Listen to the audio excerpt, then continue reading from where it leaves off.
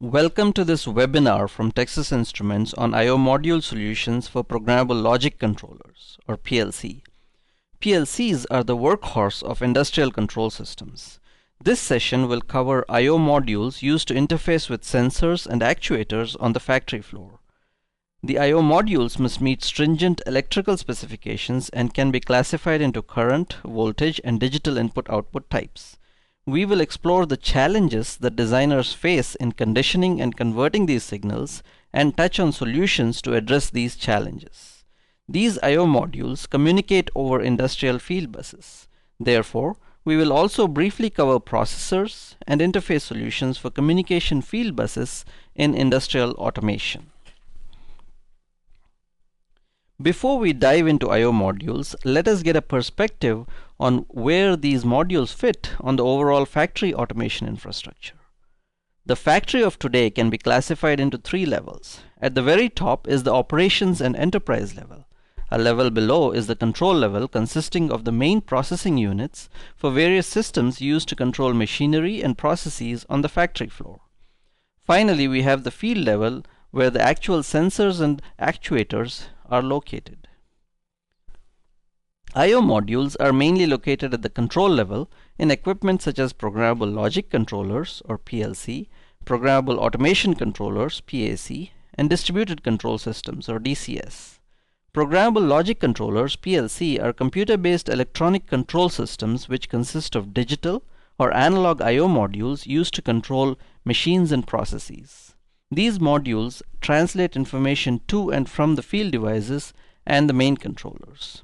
For example, an analog output module on a PLC could be driving a pump which is pumping gas into a tank. A level sensor on the tank or a pressure sensor on the tank could be feeding that information back to an analog input module on the PLC. The controller can then control this system optimally. Variations of the PLC include the Programmable Automation Controller, or the PAC, which has more integration and PC-like processing functions to tackle more complex operations such as machine control, and the DCS, or Distributed Control System, which is used extensively in process control.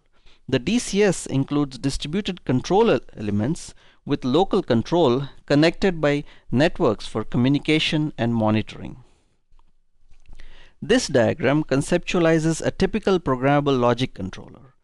PLCs can be segmented by I/O count and scan rates. They can also be classified as brick type versus modular PLCs.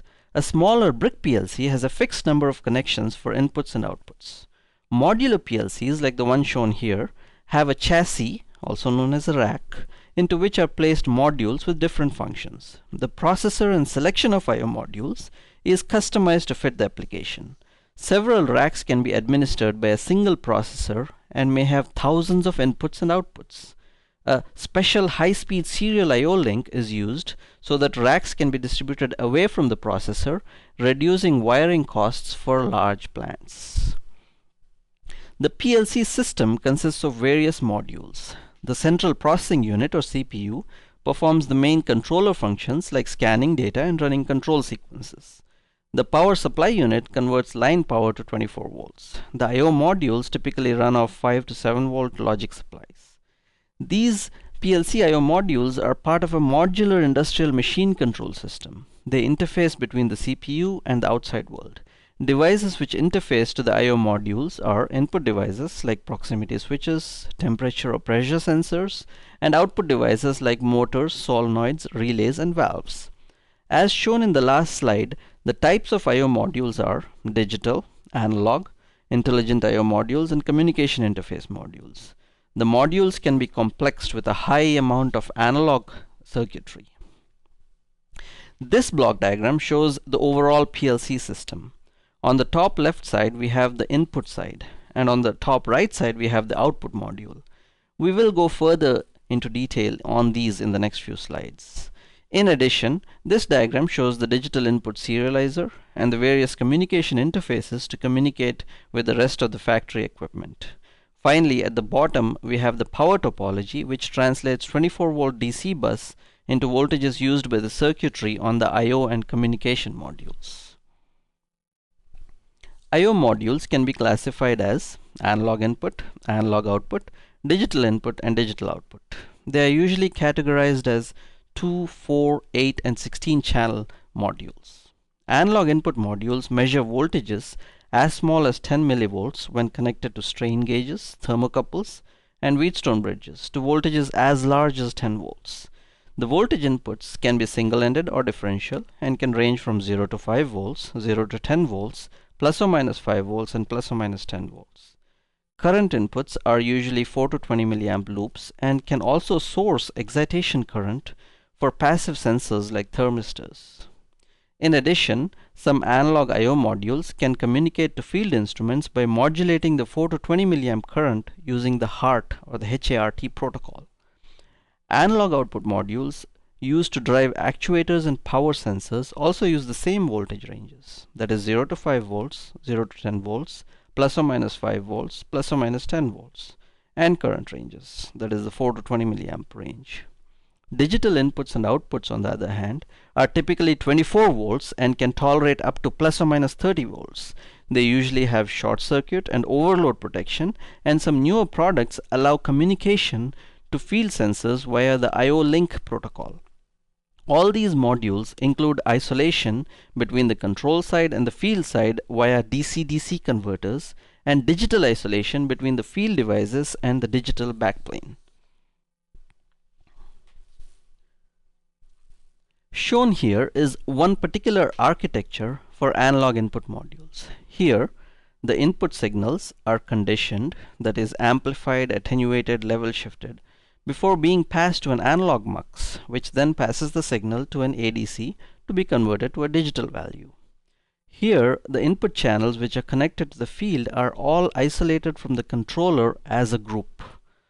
That is, they are electrically isolated from the control side. The controller, which is optional and may not exist on some I/O modules, is also isolated from the digital backplane used for communication. In addition to the isolated power domains, the interface between the A to D and the controller to the interface, typically SPI, is also isolated through digital isolation devices.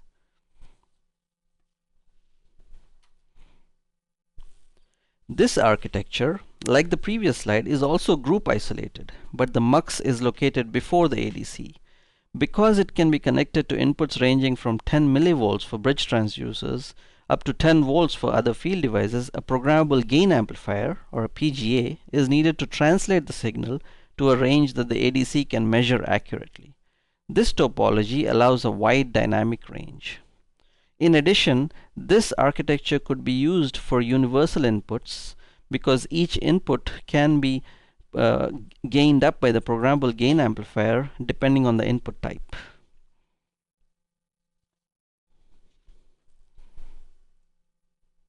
Unlike the previous topologies, this architecture uses per-channel isolation.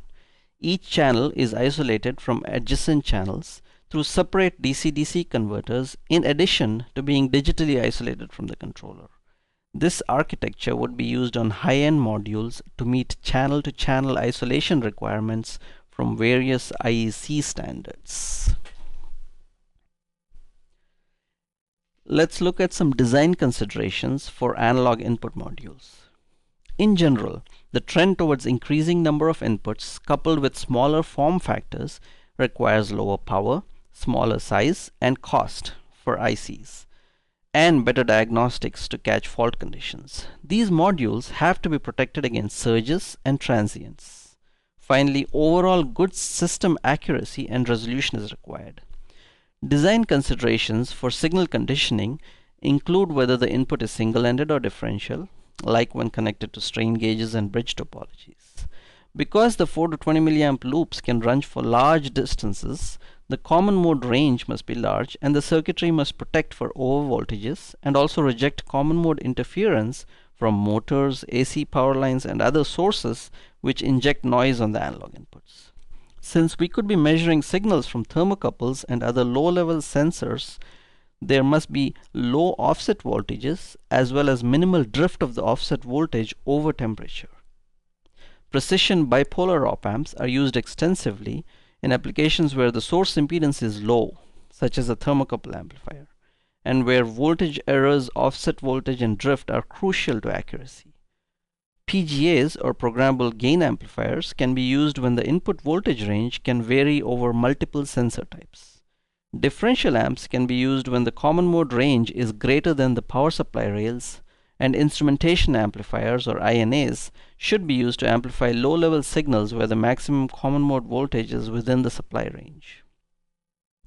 The overall system resolution is determined by the measurement channel ADC. Sigma delta ADCs are used for high resolution, that is up to 24-bit, and have the advantage of performing anti-aliasing filtering and 50-60 Hz rejection through a notch filter in the digital domain. SAR ADCs are frequently the converter of choice for medium resolution, that is 16-bit and 12-bit, especially when there is a MUX in front of the ADC. Many ADCs integrate the MUX in front of the ADC. Finally, the amplifier driving the ADC must be selected carefully to preserve the dynamic signal characteristics and maintain performance. Visit www.ti.com to identify the right amplifier and data converter products for your application. In addition to signal conditioning, other considerations include high efficiency and integration for DC-DC converters, along with smaller packages. Picking a DC-DC converter with a large input range will also protect against supply transients. To isolate the field side from the control side, isolated DC-DC converter modules can be used in addition to digital isolators using TI's capacitive technology for the SPI bus interface between the A to D converters and the main controller. Finally, using LDOs with good PSRR, or power supply rejection ratio, to supply the precision analog circuitry will reduce the power supply ripple and preserve system accuracy and resolution. Shown here is a group isolated topology for the analog output module. The primary component in this module is the digital to analog converter, or the DAC. In addition, the output amplifiers can drive either voltage or current depending on the output type. The power, isolation, and controller sections are very similar to the input module.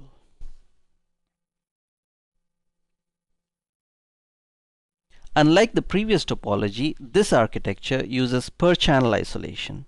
Each channel is isolated from adjacent channels through separate DC-DC converters, in addition to being digitally isolated from the controller. This architecture would be used on high-end modules to meet channel-to-channel isolation requirements for various IEC standards. Recent products actually integrate the DAC and the amplifier driving the output together.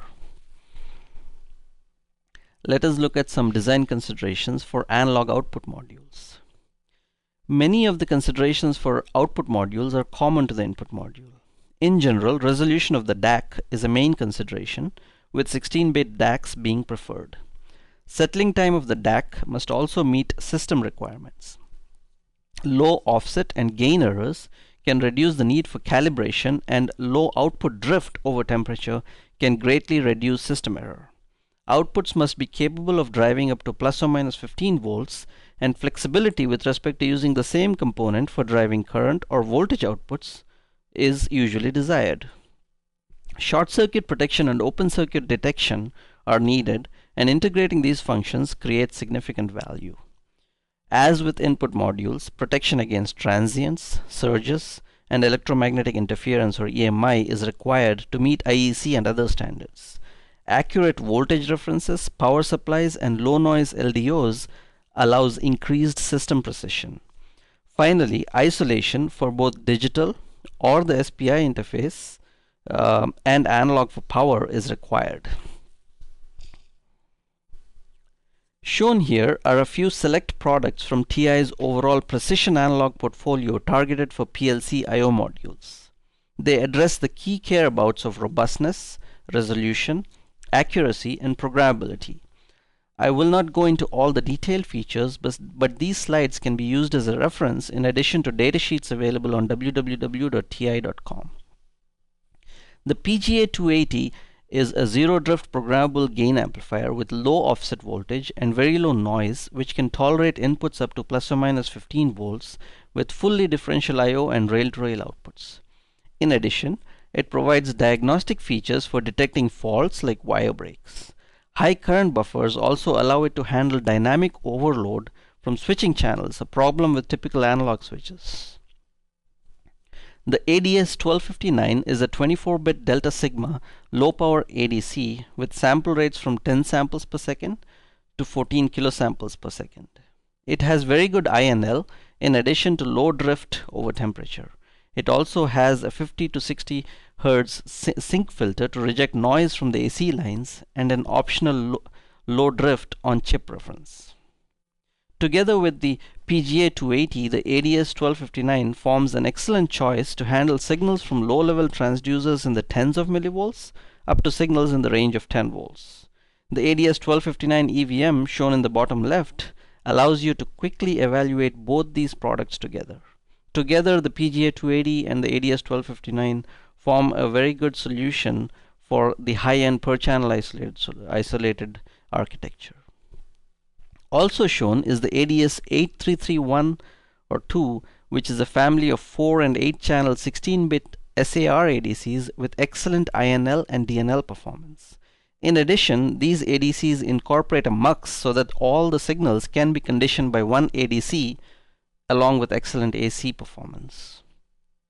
TI's portfolio of precision analog amplifiers and data converters allows you to tackle wide input ranges with high linearity and provides very low noise, offset, and drift through its advanced analog manufacturing processes. TI provides evaluation modules for nearly every device and SPICE and IBIS models through the TINA simulation tool. Visit the Analog eLab site on www.ti.com to get free training, selection tools, and reference designs. Shown here are precision operational amplifiers to provide PLC I/O module designers the benefit of signal linearity, high input dynamic range, accuracy, noise immunity, and low power. The OPA 365 uses a zero crossover topology to provide excellent total harmonic distortion, rail-to-rail I/O, and very low noise, 4.5 nanovolts per square root hertz. The ADS-1248 is a complete front-end for temperature measurement and can also be used for universal I/O. It includes a low-noise PGA, can interface to low-level thermocouple signals with its 24-bit resolution, and provides the capability to excite thermistors through internal current sources for doing cold junction compensation as well as normal temperature calculation. In addition, it can reject 50-60 Hz noise from power lines through a notch filter. The DAC87X8 family of bipolar D2A converters provides a wide output range of plus or minus 15.5 volts with a fast 10 microsecond settling time, good INL, and low glitch energy. In addition, 12, 14, 16-bit options are available. Finally, TI's E2E community and engineer-to-engineer based forum is an excellent support resource. Please visit through www.ti.com. These are a few select products from TI's extensive portfolio of power products. The TPS54160 is a DC-DC converter from TI's Swift family. It can handle a wide input voltage range, up to 60 volts, and can provide up to 1.5 amps with the output adjustable down to 0.8 volts. It integrates the high side MOSFET and has a pulse skipping mode under light loads to save power. It is available in an MSOP package preferred by industrial customers. The TPS7A30 and TPS7A49 are high voltage, that is up to plus or minus 36 volt, ultra low noise LDOs available in an MSOP package. The DCH01 family of DC-DC converters allows designers to isolate power domains on I/O modules. They provide up to 3 kilovolts of isolation and can take a 5 volt input and provide a variety of output voltages. TI's broad selection of power products provides high efficiency, wide input voltage ranges, small packages, low noise, flexibility, and very good value. Let's look at some other design considerations for I/O modules, specifically the digital I/O modules. Digital I/O modules operate with 24-volt inputs and need components to tolerate up to 30 volts. In addition, digital I/O are usually large in number. They also require short circuit and overload protection. There are a number of fieldbus options, both serial, RS-485, DeviceNet, Profibus, CAN, and others, and Ethernet-based. Communication modules with components which can address multiple fieldbus options are desirable. Extended cable reach and diagnostics to debug wire breaks, common in a factory environment, would give system designers significant value.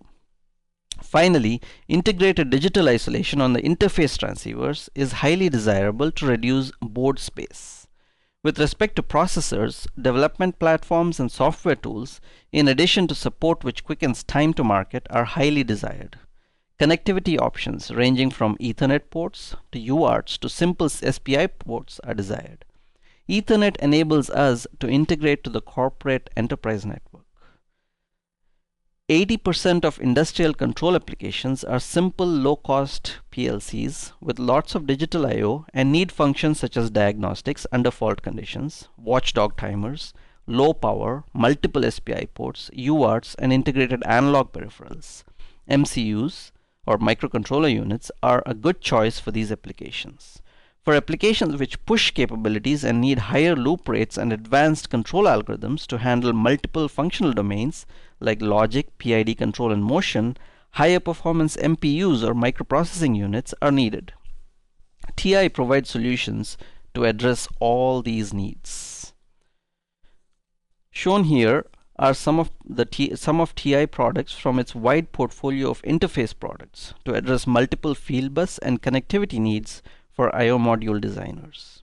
The ISO 1176T, ISO 35T, and ISO 3086T are a set of RS-485 transceivers with integrated transformer drivers. They use TI's silicon integrated SiO2 capacitive isolation technology to meet various industry standards.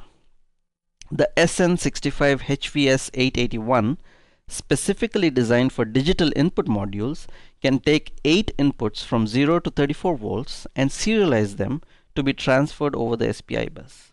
Up to 160 inputs can be cascaded in this way using multiple devices and reducing isolation costs.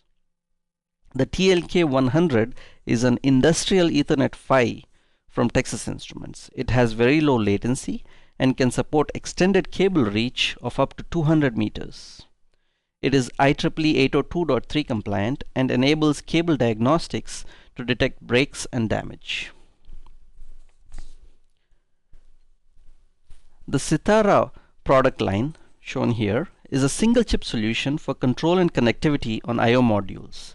The ARM processor core, which it is developed on, provides the performance needed for mission-critical system event handling and error correction, while taking into account power consumption.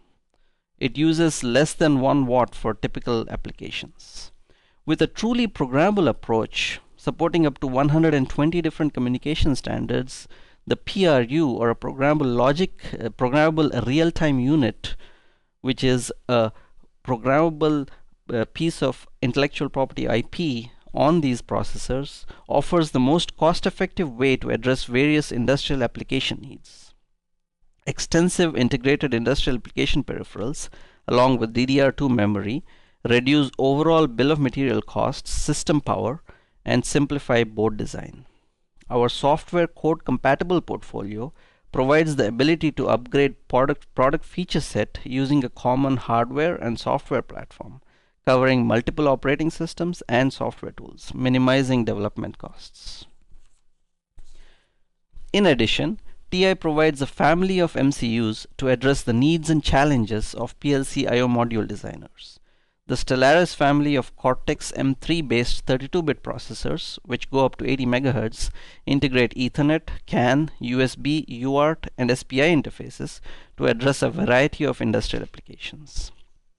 The C2000 Delfino 32-bit processors allow IEC 61131 type programming with Codesys software to develop soft PLCs, in addition to high-resolution pulse width modulated outputs and multiple connectivity options.